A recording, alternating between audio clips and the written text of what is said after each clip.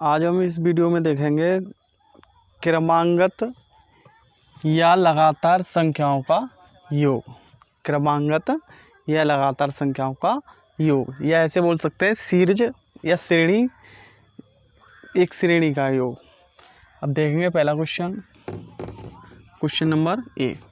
Question कहता है 1, 2, 3, 4, 5 ... 20 तक की सभी प्राकृत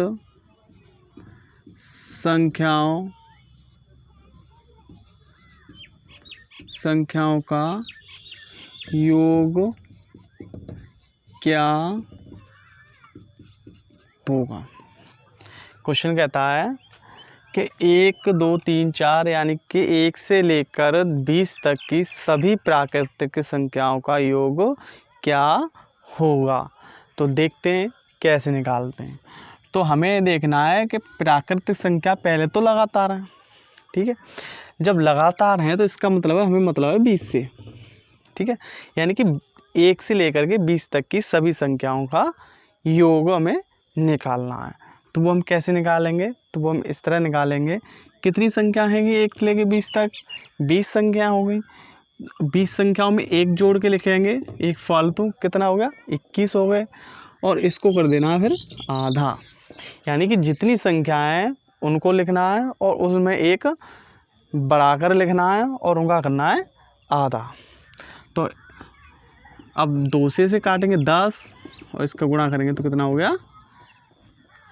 210। बहुत तेज कर पाएंगे आप ऐसे। या हमसे दूसरी टाइप का क्वेश्चन पूछ सकता है, क्रमांगत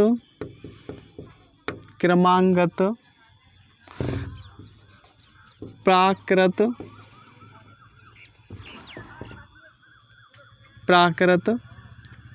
50 संख्याओं का योग क्या होगा। यानी कि क्रमांगत प्राकृत संख्याओं का योग क्या होगा। 50 प्राकृत संख्याओं का योग क्या होगा। इसका मतलब है संख्या कितनी होगी हमारी? 50। और 50 को क्या करना है? 1 बढ़ा करके गुणा करना है, 51, ठीक है। उसके बाद इसका क्या करना है? आधा। अब इसका आधा करोगे, आप इसको क्या कर लो? सॉल्व कर लो। तो कितना होगा? 25। और 25 का 51 में गुणा करेंगे, मल्टीप्लाई करेंगे तो 25 एकन 25, 25 के 5 और 25 पंजे 125, 125 हासिल के 2 तो कितना होता है? 127। कितना होता है? 127। तो इनका आंसर होगा 1275।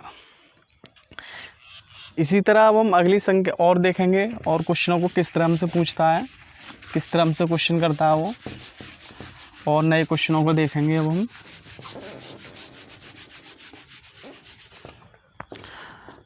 अलग टाइप के क्वेश्चनों से हमसे कहता है कि 1, 3, 5, 7, 9 ऐसे डॉट करते हुए और वो पहुंचता है 21 तक कि सभी विषम संख्याओं या सभी संख्याओं का योग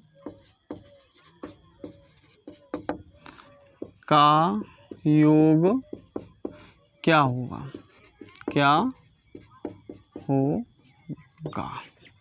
यानी कि 1, 3, 5, 7, 9 ... 21 तक की सभी संख्याओं का योग क्या होगा। तो अब हम देख रहे हैं कि 1, 3, 5, 7, 9, 21 ये सभी क्या हैं? विषम संख्याएं हैं। क्या है ये? विषम संख्याएं। तो अब हम देख रहे हैं 1 से लेकर के 21 तक की विषम संख्याएं। तो 1 से लेकर 31 तक कितनी विषम संख्याएं, ये पहले हमें जानना होगा। सबसे पहले हम इसमें ये जानेंगे कि 1 से 21 तक विषम संख्याएं कितनी होंगी। तो वो हम देखेंगे कि 21 तक की लगातार हैं, 1 से लेकर, कोई छूटा तो है नहीं। तो अब हम इसको क्या करते हैं कि इनको बराबर लगभग बराबर 2 भागों में बांटते हैं। तो हम क्या देख रहे हैं कि 10 और 11 लगभग। तो अब हम क्या देखते हैं कि कभी भी हम किसी लास्ट संख्या का देखते हैं, जैसे 20 तक या 21 तक जो भी संख्या हो, उसमें अगर हम देखें तो जितनी ही सम होती हैं उतनी संख्या उसमें विषम होती हैं। लेकिन 21 में क्या होगा कि विषम संख्याएं 11 होंगी और सम संख्याएं 10 होंगी।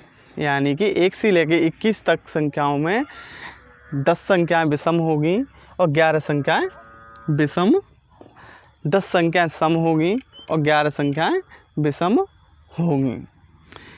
तो अब हमसे क्या पूछा है कि सभी विषम संख्याएं, तो हमें विषम संख्याओं का निकालना है। तो विषम संख्या कितनी होगी? 11। कितनी होगी हमारी विषम संख्याएं? 11 हुई।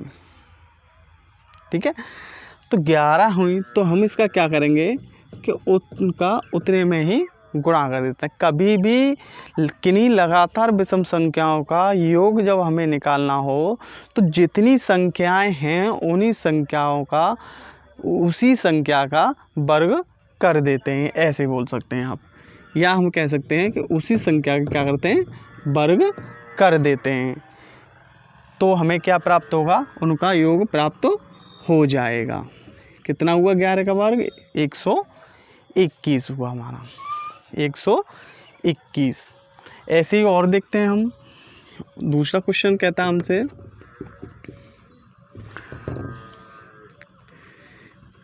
क्रमांगत या फिर लगातार, क्या कहता है? लगातार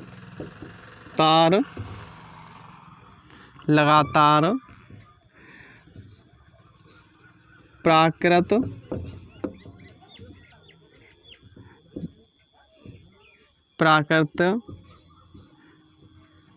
लगातार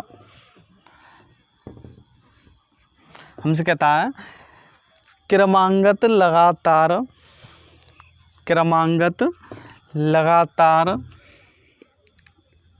या तो क्रमांगत या लगातार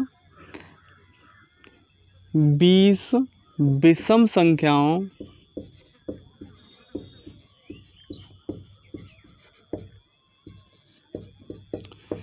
का योग क्या होगा? तो हमें पहले देखा, हमने पहले क्वेश्चन में, तो हमें क्या जानना था? हमें बस इतना जानना था कि आखिर जो हमारी विषम संख्या है वो कितनी है। इसमें होनी लगातार जी, लगातार विषम संख्या हमारी उसके अंदर 11 थी। इसके अंदर लगातार 20 विषम संख्याओं की बात की गई है। तो लगातार 20 विषम संख्याओं की बात की गई है। लगातार 20 विषम संख्याओं का योग क्या होगा? तो सीधा सा 20 का हम क्या करेंगे? स्क्वायर करेंगे, यानी कि वर्ग कर देंगे। तो कितना हुआ हमारा? 20 का वर्ग 400। तो इसका आंसर कितना होगा? 400। एक टाइप से और पूछता है इस क्वेश्चन को, तीसरे टाइप से क्वेश्चन को पूछता है कि 53 या संख्या कोई भी हो सकती है। इस 53, 20, 50, 100, 150, मतलब जो भी हो संख्या, कोई संख्या भिन्न हो सकती है। पूछता है ऐसे ही है कि क्या कहेगा कि 53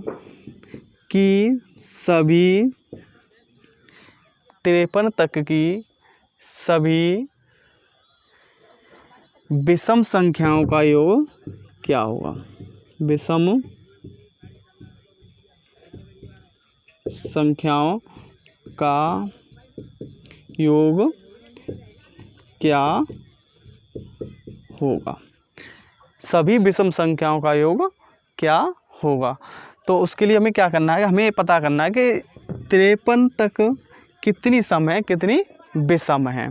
तो उसमें क्या करना होता है कि इसके अंदर लगभग आधा करना होता है, लगभग आधा। तो लगभग इसका आधा करेंगे तो 26 1 और 27 1 हो जाएगा। जो सम है ये सम होती हैं संख्याएं, और जो विषम है ये विषम संख्या होती हैं। यानी कि 53 के अंदर 26 सम संख्याएं होंगी और 27 विषम संख्याएं होंगी। तो अब हमें पता चलेगा इसके अंदर 27 विषम संख्याएं हैं। तो अब हम क्या करेंगे, इनका योग निकालने के लिए विषम संख्याओं का 27 का स्क्वायर करेंगे। अब 27 का स्क्वायर अगर हमें आता है तो ठीक है, अंतर नहीं आता है तो हम निकाल लेंगे, गुणा कर लेंगे। तुम्हारा कितना होता है 729 निकाल सकते हैं। वैसे कैसे निकालना होता है कि 7 का वर्ग 749। अगर हमें निकालना हो, मान लो इसको निकालना हो तो हम निकालेंगे कैसे, हम ऐसे इस तरह निकालते हैं, यहाँ निकालते हैं। जैसे इसका निकालना हो तो 7 का वर्ग कितना होता है 49, 7 दूनी 14 और 14 दूनी कितना होता है 28, और फिर 2 का वर्ग कितना होता है 4। अब कितनी होगी संख्या 9, इसको जोड़ेंगे इसमें तो 8 और 4 12, 12 के 2 हासिल के 1 जोड़ेंगे इसमें 3 और 3 और 4 7, तो कितना हो गया 729। तो बहुत ही ईजी है इसे निकालने के लिए। आप इसकी लगातार प्रैक्टिस करेंगे तो आप बहुत अच्छे से इसे कर पाएंगे। आगे और देखते हैं क्वेश्चन, और टाइप के क्वेश्चन होते हैं।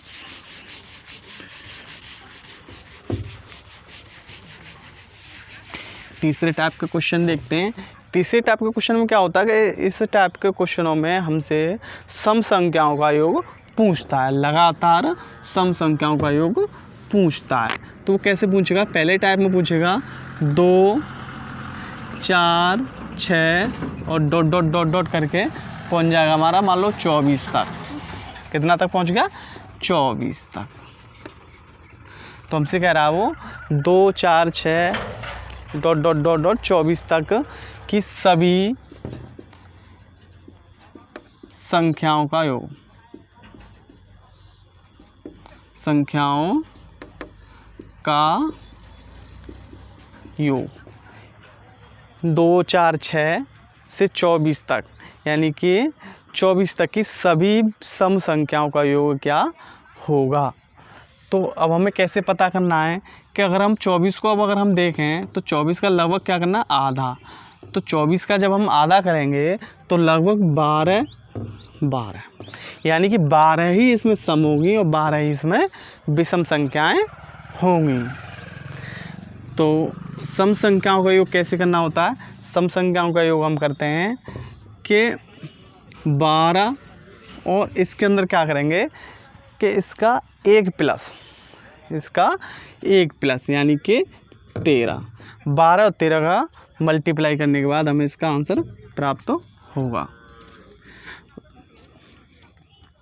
12 3 36, 12 1 12 और 3 15, कितना हुआ 156। इसका आंसर होगा 156। दूसरे टाइप का क्वेश्चन हमसे पूछता है इसी में। दूसरे टाइप का क्वेश्चन कहता है हमसे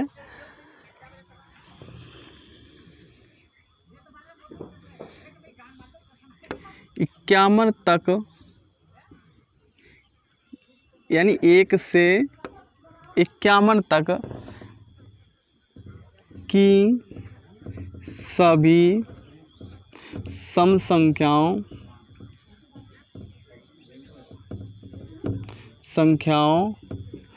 का योग क्या होगा। इस तरह से पूछा है।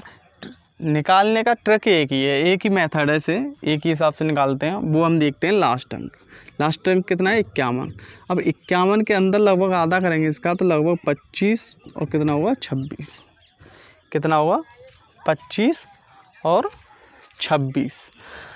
25 सम होगी और 26 इसके अंदर विषम होगी, यानी 1 से लेकर 51 तक 25 संख्याएं सम होगी और 26 संख्याएं विषम होंगी। तो अब हम कैसे निकालेंगे 25 संख्याओं का योग कैसे करेंगे कि एक जोड़ के मल्टीप्लाई।